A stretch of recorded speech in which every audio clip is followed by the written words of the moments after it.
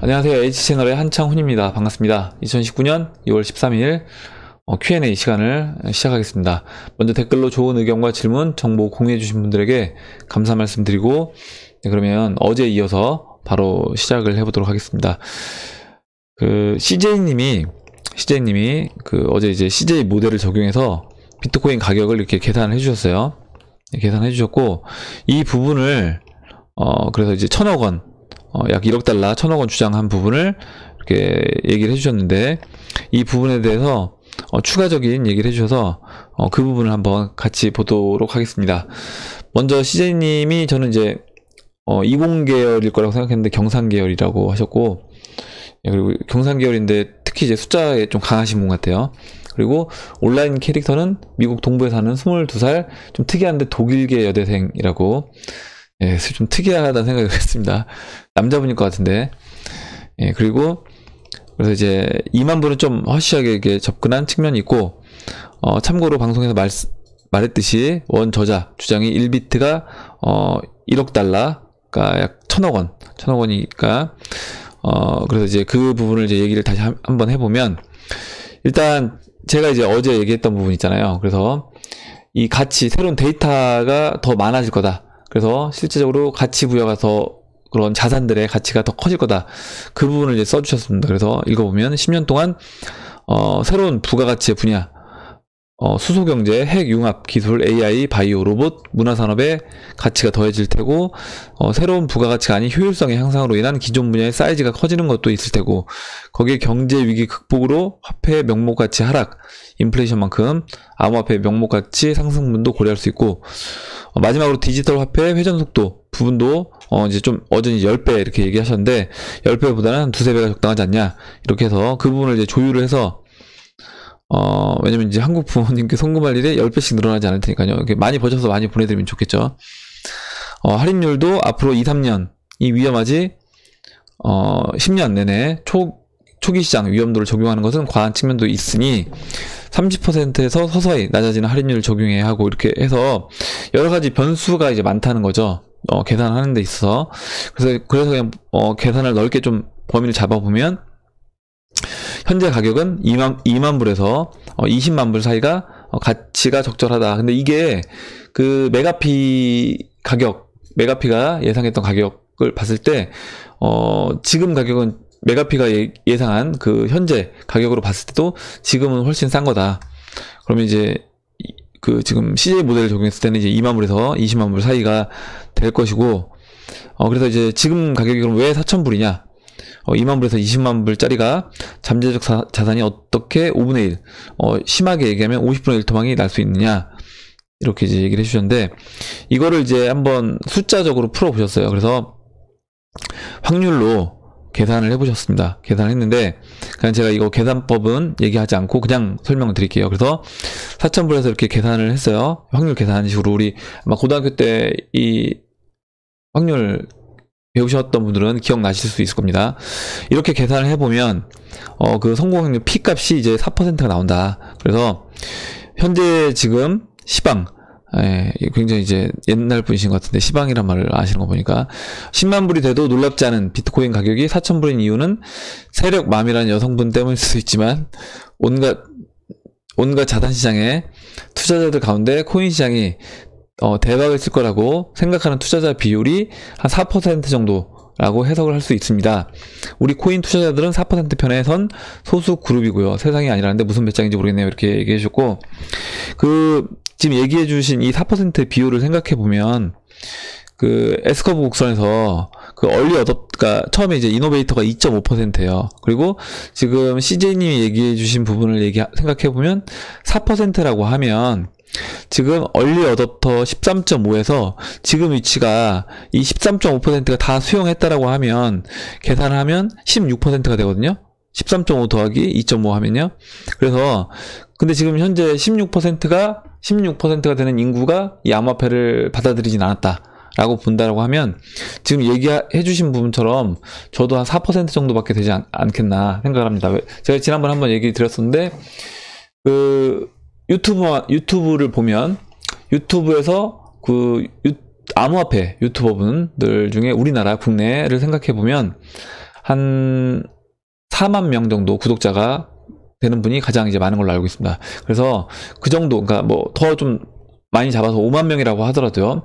5만 명이 이제 유튜브를 본다라고 하면 거기서 이제 10배가 실제로 암호화폐에 투자했다라고 하고 적극적으로 암호화폐에 대해서 계속 관심을 갖고 보는 사람들은 그럼 한 5만 명 정도라고 볼 수 있겠습니다. 그러면 5천만 명 중에 50만 명이라고 하더라도 1%인 거잖아요. 500만 명, 50만 명. 물론 경제인구를 빼면 좀 더 줄어들겠지만, 거기에 적극적으로, 아까 이제 얘기하셨던 것처럼, 이 암호화폐 시장은 대박 날 거다. 지금 이렇게 하락장에서도, 암호화폐는 대박 날 수 있다라고 굳게 믿고 이렇게 방송 보시는 분들은 진짜 극소수다. 라고 하면, 지금 얼리어답터 여기 지금 그 얼리 메이저리티로 넘어가는 이 단계가 아니라 우리가 생각했던 것보다 더 전 단계일 수 있다라는 생각도 들었습니다. 그래서 지금 위치가 한 이 정도 위치, 4%라고 하면 2.5, 1.5를 더한다라고 하면 한 면적으로 계산해보면 이 정도 되지 않을까 싶어요. 이 정도. 그래서 우리가 지금 현재 위치한 부분은 한 이 정도에 위치한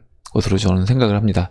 그러니까 그만큼 어떻게 보면 우리가 초기 시장에 뛰어들었고 남들은 다 아니라고 하는데 야 이거는 되는 거야 라고 하고 있기 때문에 그래서 힘든 거일 수도 있다 라고 한번 생각해 보시면 좀 뭔가 위안이 될 것 같습니다. 예, 그리고 잠시만요.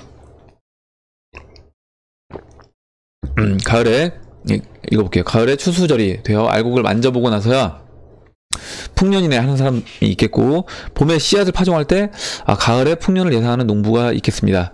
전생에 쌓아놓은 덕이 없어 상투를 잡으면서 이 시장에 진입했으나 그래도 인생의 클래스를 바꿔줄 가을의 수확을 기대하며 이 시장을 바라보고 있습니다. 그래서 이렇게 수만 밝으신 게 아니라 글도 또 이렇게 되게 잘 쓰시는 것 같아요. 예, 굉장히 스마트하신 분 같습니다. 그리고 이제 이거는 내용은 이제 마법천사님이 여쭤보셔서 밀리언과 이제 트릴리언하고 쿼들리언 단위를 이렇게 써주셨어요. 예, 이렇게 해주셨고 그렇게 좋은 정보를 굉장히 좀 스마트하시고 진짜 뇌생남 같아요. 뇌생남. 마법천사님이 뇌생남 같다고 얘기해 주셨는데 제가 봐도 이제 뇌생남 같습니다. 그러니까 여기 보면 구독자분들 중에 뇌생남 몇 분 계세요. 예, 근데 이제 뇌생남 그런 분들이 굉장히 뭐 제가 봤을 때는 와사비님도 그렇고 CJ님도 그렇고 뭐 도리도리님도 그렇고 좀 또 더 생각은 안 나는데 그런 분들이 꽤 보입니다. 그리고 네 다음 보도록 하겠습니다. 블루노트님이 이제 질문을 해주셨어요. 미국 경제가 나빠져서 엄청난 양적 완화를 하게 된다면 주식시장은 호황을 맞이하게 될 것 같은데 암호화폐 시장은 어떨지 궁금합니다. 이렇게 얘기해 주셨습니다. 그래서 어제 제가 그 베네수엘라 주식시장 차트와 그 다음에 베네수엘라 달러 대 볼리바르 차트를 가지고 이제 설명을 드렸어요. 그래서 이제 그 부분을 보면 어떤 게 가장 상승률이 높은가라고 우리가 생각을 해보면 잠시만요. 일단은 제가 오늘은 베네수엘라 말고 아르헨티나를 예를 들어서 한번 보여드리려고 해요. 베네수엘라는 계속 얘기를 많이 드렸기 때문에 오늘은 이제 아르헨티나를 말씀을 드리려고 하는데 일단 아르헨티나 주식시장이 이렇게 상승을 했습니다. 그러면 아르헨티나 경제 상황은 좋냐? 그렇지 않다는 거 다 알고 계실 거예요. 아르헨티나 계속 중국에 돈 빌리고 IMF에 이제 구제금융 신청하는 그런 나라입니다. 지금 현재. 그래서 거의 나라가 나라 꼴이 아니에요. 아르헨티나도. 그런 상황인데 보시다시피 주식시장은 2000년도부터 줄곧 이렇게 꾸역꾸역 상승했습니다. 상승했고 지금 보시면 이렇게 올라가다가 중간에 한번 이렇게 푹 2009년도 8년도에 금융위기 때 이렇게 꺾인 이후에 추가적으로 계속 상승을 했어요. 그래서 뭐 다우지수 저리 가랍니다. 이렇게 상승을 했습니다. 근데 이제 왜 그럼 이렇게 아르헨티나 주가지수가 상승을 했느냐? 실제 경제 상황은 좋지 않음에도 불구하고 아르헨티나도 마찬가지로 그 베네수엘라랑 마찬가지로요. 볼리바르처럼 어떻게 보면 돈으로 주식시장을 떠받치고 있는 거다. 돈으로 주식시장을 떠받치고 있는 거다. 이렇게 보시면 되겠습니다.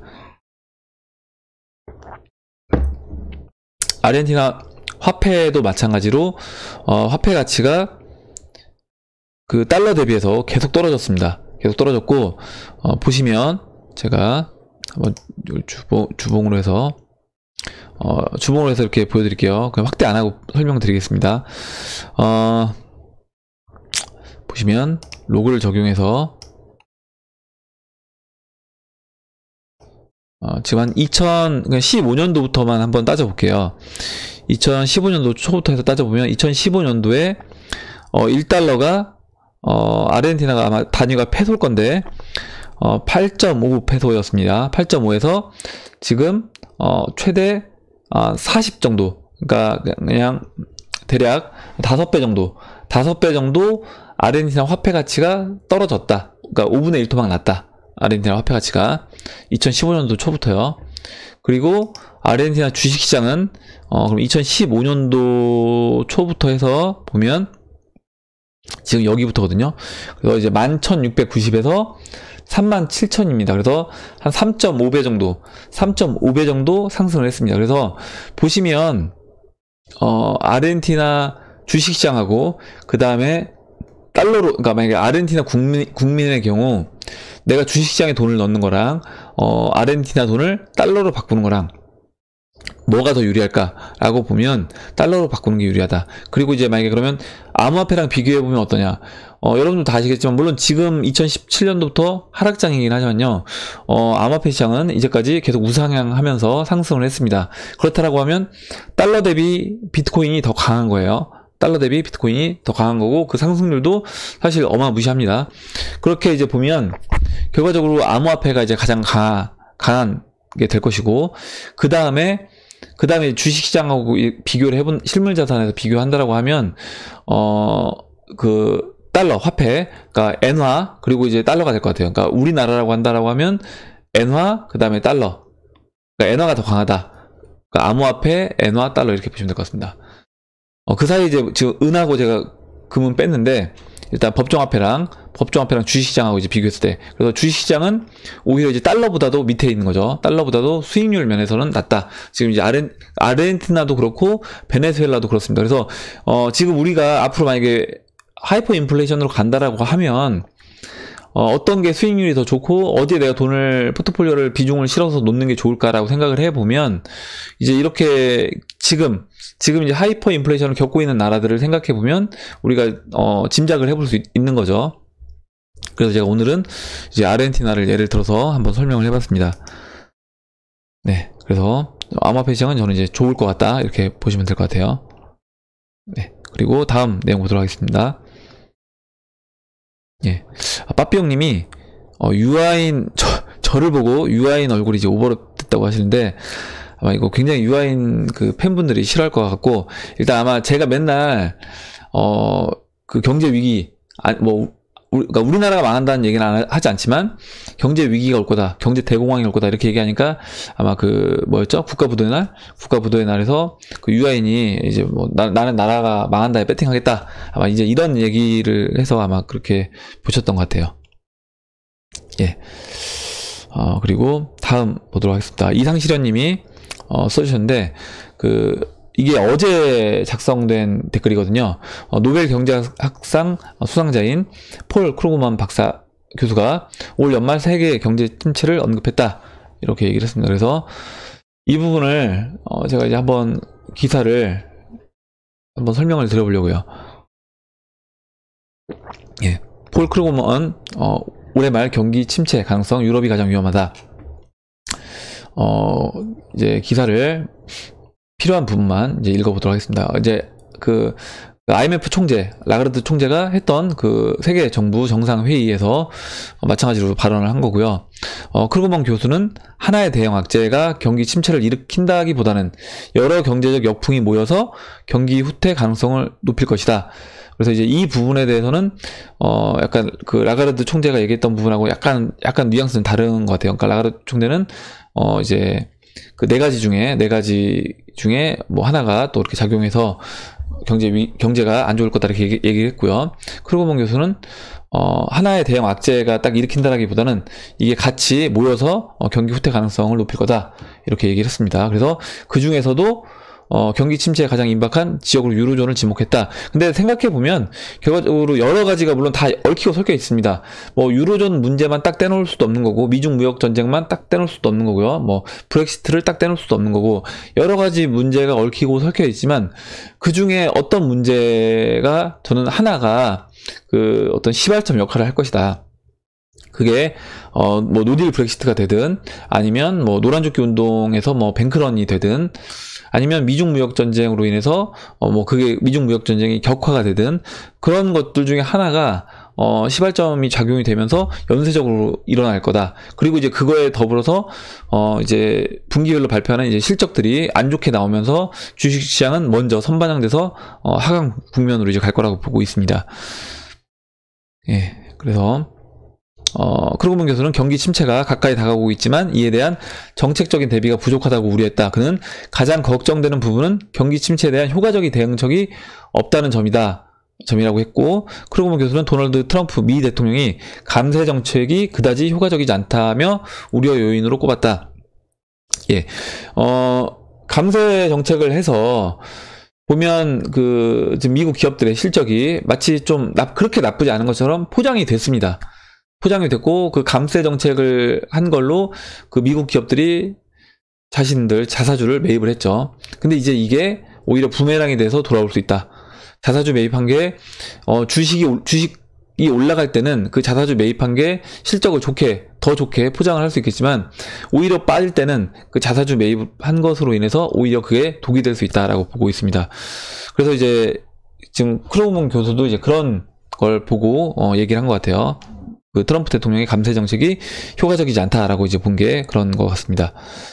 예, 그러면서 이제 마지막으로 내 전망 기록은 좋지 않다. 뭐 이런 변화를 예견하는 일에 뛰어난 사람이 없듯이 라며 이렇게 살짝 이렇게 뭐라 그러죠? 그러니까 혹시 빗나가더라도 빠져나갈 때를 만들었다. 근데 이거는 사실 저도 마찬가지고요. 저도 제가 뭔가를 예상을 하지만 그냥 이거는 예상은 그냥 제가 바라보는 시각 정도로 보시면 될 것 같아요. 저는 크루그먼 교수도 마찬가지로 이분이 바라보는 그 시장의 모습이 이렇게 보이는 거고, 저도 마찬가지로 그냥 그렇게 보이는 거지, 미래로 가서 사실 확인을 했다라고 하면 걱정할 게 뭐가 있겠어요. 만약에 제가 미래로 갔다 왔는데 비트코인이 뭐 진짜 100억 가 있다.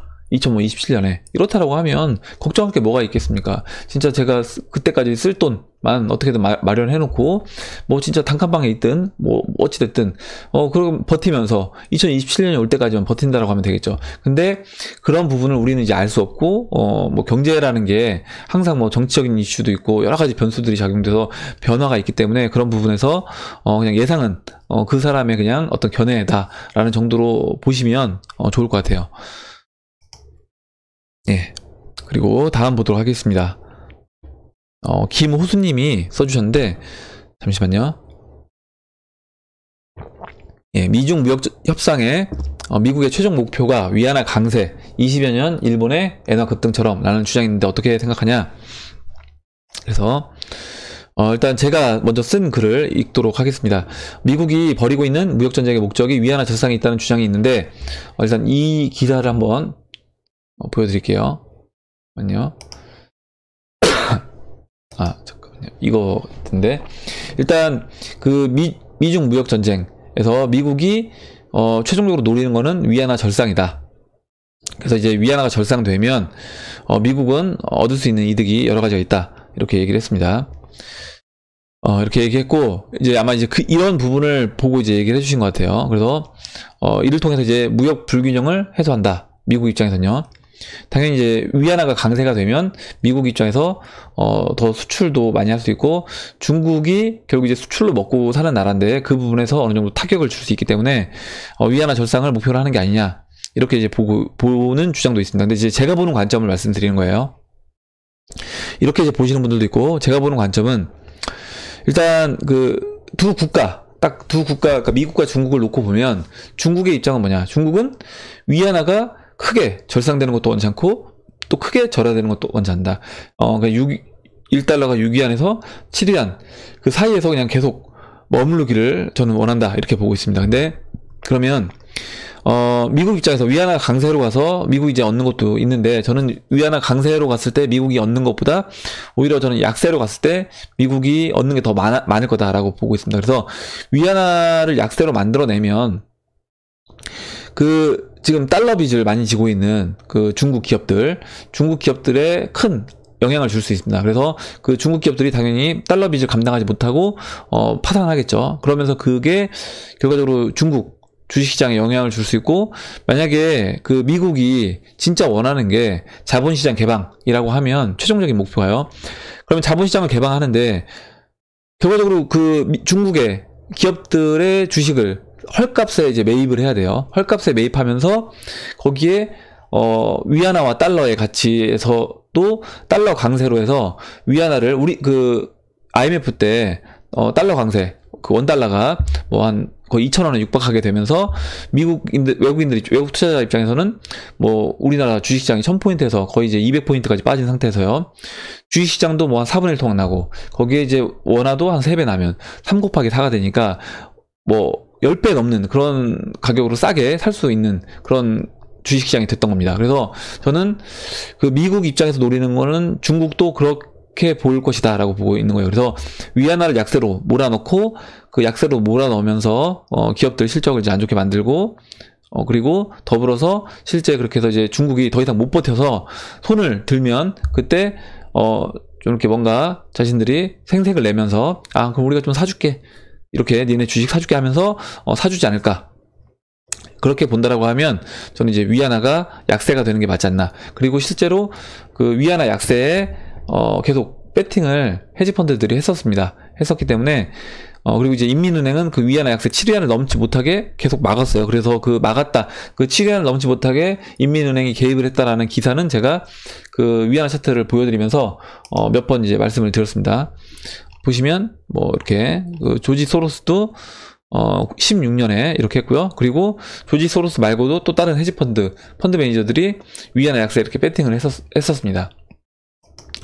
그리고 이제 제가 보는 그 위안화 차트를 한번 간단하게 말씀을 드리면 지금 이렇게 조정을 받은 상태긴 한데 약간 내려와 있어요. 그 7위안까지 거의 근접해 있다가 최근에 좀 빠지긴 했는데 빠졌어도 저는 그 위안화 전반적인 그 추세는 위안화 약세로 갈 거다라고 보고 있는 겁니다.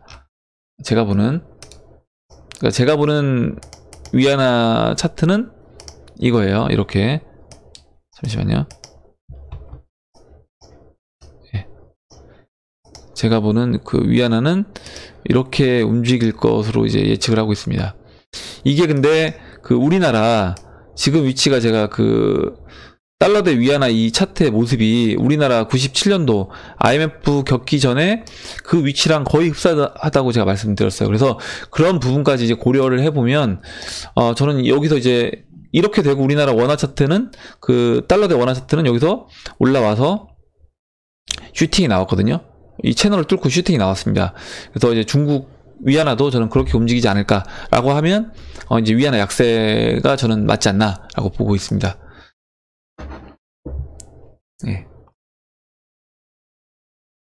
다음에 그 MLJC님이 그 미국 빚이 실시간으로 늘어나는 거 어디서 볼 수 있냐 해서 제가 링크를 걸어 드렸는데 혹시 필요하신 분들은 이 링크를 들어가시면 그 미국 지금 부채가 실시간으로 이렇게 올라가는 거 지금 드디어 22조 달러 됐네요. 제가 이거 처음 봤을 때 21조 달러부터 봤는데 이제 22조 달러가 됐습니다.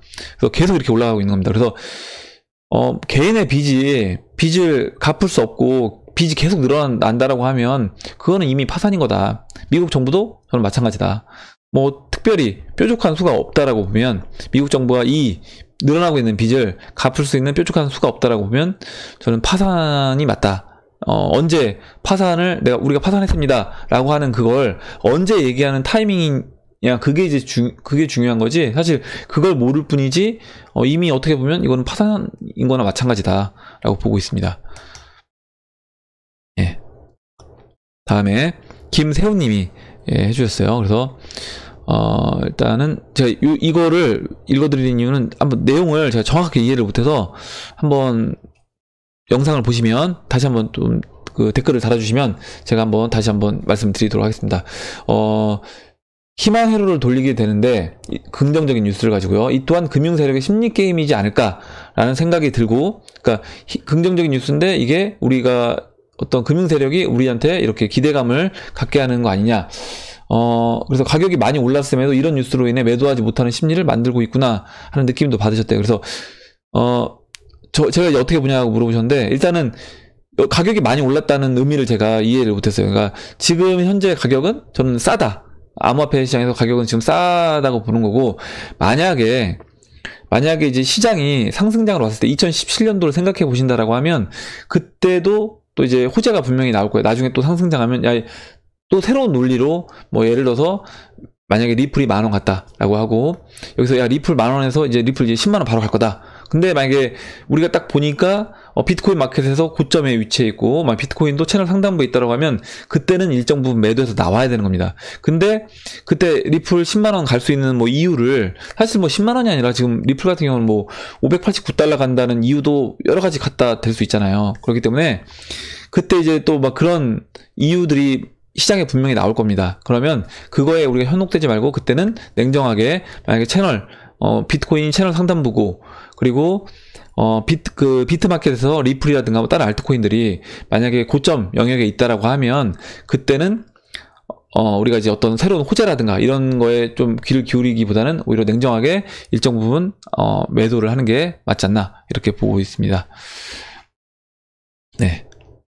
아마 이제 만약에 고점이 올라갔을 때 세력들이 그런 호재 뉴스를 계속 내보낸다라고 하면, 그거는 사람들이 계속 기대심리로, 계속 갈 것 같은 기대심리로 이 시장에서 계속 들어오게끔 하고자 하는 그런 의도가 아닐까라는 생각을 해봤어요. 예, 그리고 이제 마지막으로 오늘 모닝꾸님이 써주신 내용을 읽도록 하겠습니다. 예. 이제 읽어볼게요. 비트당 1,000억 가면 좋겠지만 비트 혼자서 모든 화폐를 대신하진 않겠죠. 각 나라별 현재 화폐의 종류와 환율이 다르듯 암호화폐 채택도 국가별 상이할 수 있다고 봅니다. 물론 현재는 비트코인이 달러처럼 제1기축통화 역할에 가장 가깝지만요. 2030년이라고 해도 이제 10년 정도밖에 안 남았는데 기존 화폐 몰락이 과연 올 것인지 투자자로서 바라보고 있는 마음에 두려움 반 기대 반이 생깁니다.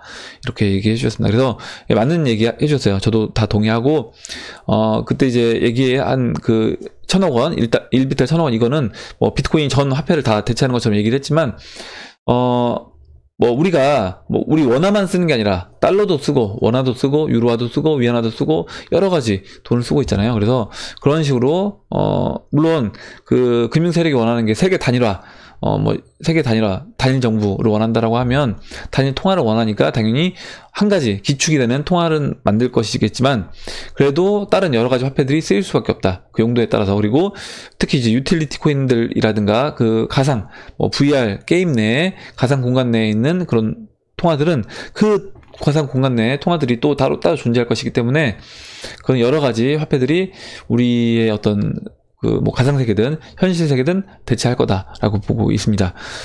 예, 오늘 이렇게 여기까지 해보고요. 2019년도 2월 13일 영상을 마무리할까 합니다.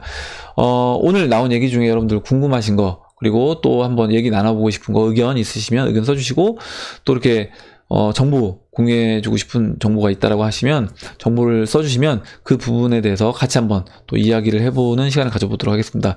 그 구독하시는 분들 중에 이제 뇌생남 분들 많이 써주시면 도움이 될 것 같아요.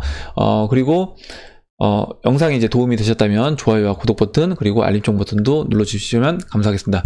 댓글 달아주신 분들한테 다시 한번 감사 말씀드리고, 그럼 이상으로 영상을 마치도록 하겠습니다. 감사합니다.